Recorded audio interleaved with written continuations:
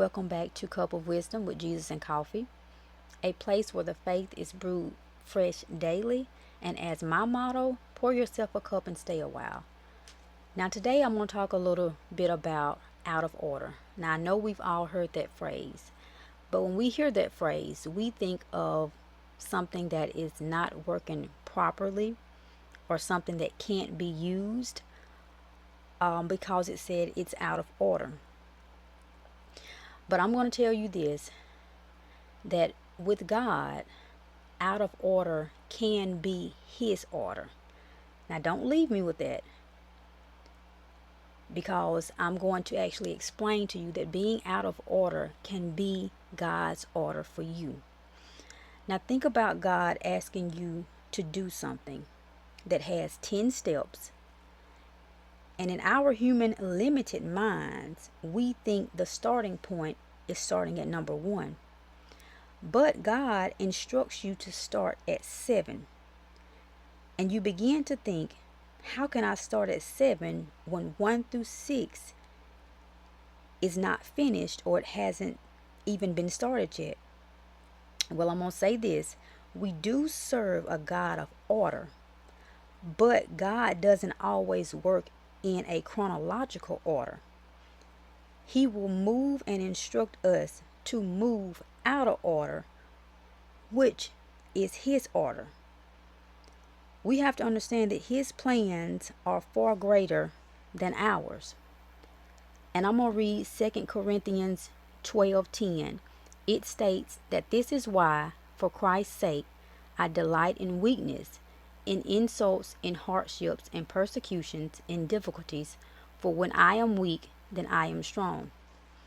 Now, God doesn't expect us to complete any task that He gives us without Him. If He gives us a task and is asked to start at 7, He expects you to start at 7 with Him. He knows that we can't do it alone, but we have to get in our minds. We have to get it in there. We have to know, and we have to believe that we must overlook our limitations to see how big God really is. Because God orchestrates everything for beauty and purpose, for it to unfold in His way and in His timing. We have to learn God's timeline, even if it doesn't make sense.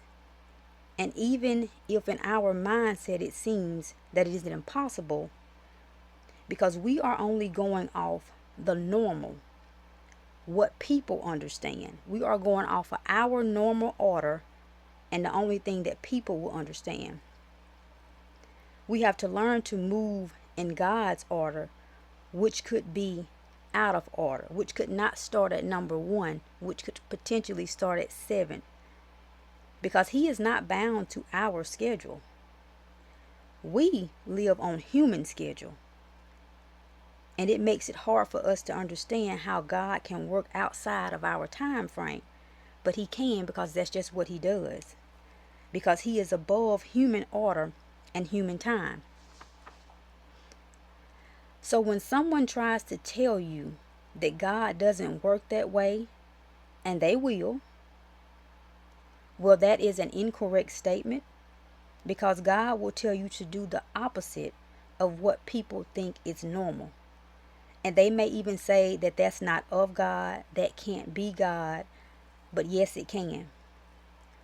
Because if you know what God has spoken to you to do, what instructions He has given you, and even if He has instructed you to start at number 10, then you start at 10. Because God has spoken to you to do something opposite of normal. You have to keep your eyes focused and fixed on Jesus and continue to be obedient, because God would never steer you into something in the wrong direction. But people will come back and steer you out of what God has you in. Now, in Philippians 4:6, it tells us that God's timing is always perfect, and His ways are not our ways. But He would never abandon His children. He also promised to finish whatever he has started. So if he has asked you to start at 7 or either 10, or even if he does ask you to start at 1, he has promised to finish what he starts. So if God instructs us to move out of order, which that out of order is his order, out of human order, remember that he would never abandon you. He is right there with you. He is walking it out with you out of human order. We must trust God's unfolding plan, trusting and believing and knowing that God's ways are our best ways, and we must follow and obey his instructions, not what people see as normal, even if it's out of order and in God's order. Out of order can be God's plan for you. So when you are instructed to do what God has asked of you to do out of order, don't be so quick to rebuke it, despise it, or not come into agreement with what God is asking of you to do just because it's out of chronological or normal order. We have to trust God's process, because someone else's process is not your process. Just because God instructed this person to start here does not mean he is going to instruct you to start there. He may have you start a totally, completely different way, but that's your process. That's your order that God has for you. So I encourage you to not be so quick to rebuke something, to despise it, or not come into agreement when you know that is God, but you're saying God would not work like that. Take it back to God, consult with God, and ask him to teach you to rest in his perfect timing and his perfect order. Because your process is not someone else's process. Your plan is not someone else's plan. God has a perfect order and a perfect plan fit for all of us. So I encourage you to trust the process that God has for you.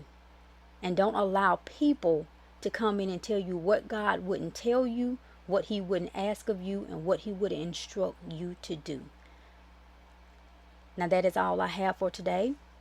And I want to thank you all for tuning in to Couple Wisdom with Jesus and Coffee. And until next time, I love you all.